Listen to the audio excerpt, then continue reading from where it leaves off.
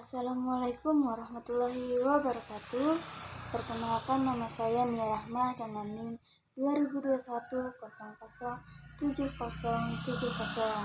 Kali ini saya akan membawakan suatu proyek pendidikan agama Islam yang berjudul mewujudkan Islam rahmatan lil alamin di tengah keberagaman umat.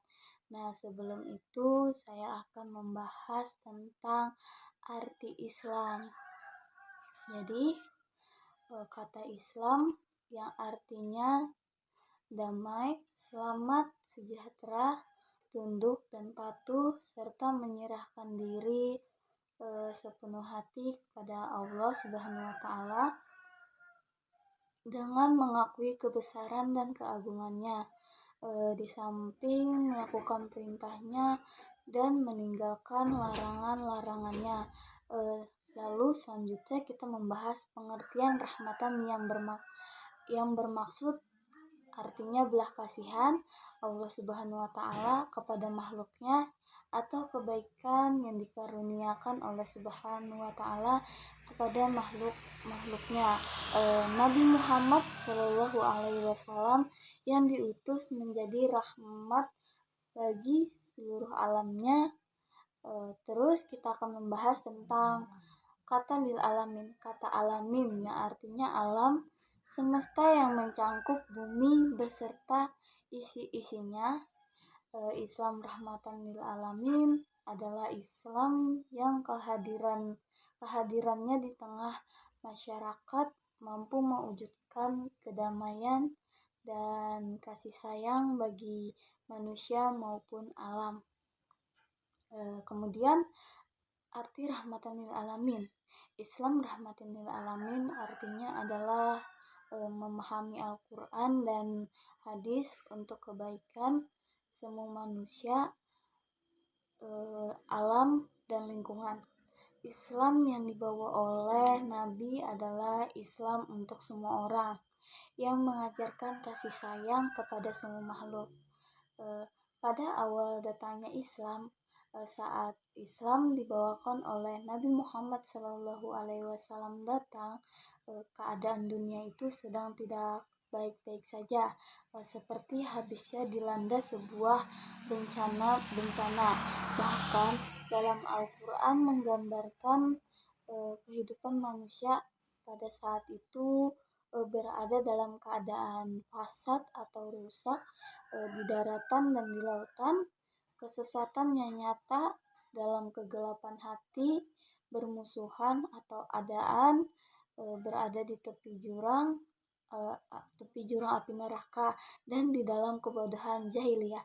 Berbicara secara akidah mereka menyembah benda-benda yang derajatnya lebih rendah dari dirinya dan tidak dapat memberikan manfaat apa-apa.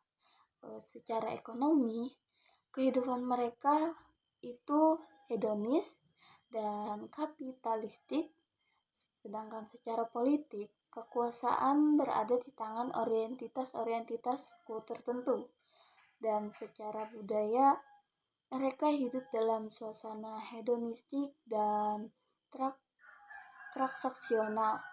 Situasi itulah yang ingin diatasi oleh Islam, yakni merubah sebuah kehidupan yang penuh dengan penderitaan menjadi kehidupan yang penuh kebahagiaan. Sebuah kehidupan yang penuh dengan kemadratan dan permusuhan Islam ingin merubah menjadi kehidupan yang penuh dengan rahmat dan kasih sayang. Berbicara tentang hal itu, banyak yang bertanya, apa itu keberagaman umat beragama? Nah, keberagaman umat beragama yaitu hubungan sesama umat beragama yang dilandasi dengan toleransi, saling pengertian, saling menghargai, saling menghormati dalam kesetaraan pengalaman, ajaran kehidupan, masyarakat, dan bernegara. Lalu, bagaimana mewujudkan Islam rahmatan lil alamin di tengah keberagaman umat? Yang pertama, kita harus saling tegang rasa, atau bisa dibilang menyikapi perbedaan yang tidak menyakiti ataupun menyinggung perasaan orang lain atau hal yang lainnya. Kedua, tidak memaksa seseorang untuk memeluk agama tertentu. Saling menghargai, toleransi antar umat beragama, melaksanakan ibadah sesuai agama masing-masing, mematuhi peraturan keagamaan baik di dalam agamanya maupun peraturan di dalam pemerintah dan bernegara. Kemudian selanjutnya kita membahas tentang konsep Islam rahmatan lil alamin. Hal ini merupakan tafsiran dari ayat 107 surah Al-Anbiya. Ayat tersebut mengatakan Rasul adalah rahmat. Bukan saja kedatangan beliau membawa ajaran, tetapi juga sosok dan kepribadian beliau adalah rahmat yang dianugerahkan oleh Allah Subhanahu wa taala kepada beliau. Ayat ini tidak menyatakan bahwa kami tidak mengurus engkau untuk membawa rahmat, tetapi sebagai rahmat atau agar engkau menjadi rahmat seluruh alam. Mengikuti pribadi dan perjuangan Rasulullah Shallallahu Alaihi Wasallam itu akan membawa rahmat, karena di dalam kepribadian Rasul terdapat hal yang membawa sebuah kemajuan, yaitu unsur kecerdasan, unsur rasionalitas, unsur keseimbangan, dan unsur komprehensif. Lalu pelaksanaan Islam rahmatan lil alamin sebagai sebuah konsep dalam implementasi sering diganggu oleh subjektivitas kepentingan pribadi, sering diganggu oleh mereka yang ingin menjadi Islam sebagai ideologi, diganggu oleh gambaran negatif atau stigma yang diberikan pihak lawan untuk memberi citra ajaran Islam sebagai ajaran yang keras dan kejam. Yang terakhir, terkadang hal ini juga diganggu oleh mereka yang memahami dan mengamalkan ajaran Islam lebih mengutamakan syariat daripada hakikat atau tujuannya. Jadi pelaksanaan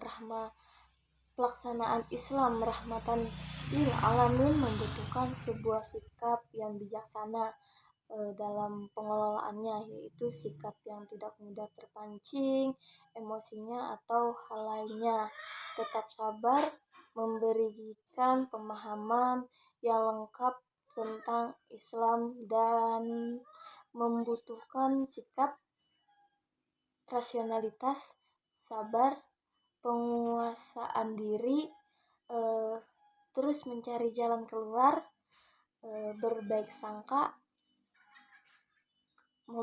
memberikan kasih sayang, pemaaf, toleransi, dan adil. Jadi sekian dari penyampaian materi saya. Kalau masih ada kekurangan dari materi saya, mohon maaf. Salah kata mohon dimaklumi, karena setiap manusia tidak lepas dari kesalahan. Jadi saya mohon maaf atas kekurangan dari materi saya dan pembawaan saya. Jadi terima kasih atas waktunya. Mohon undur diri. Assalamualaikum warahmatullahi wabarakatuh.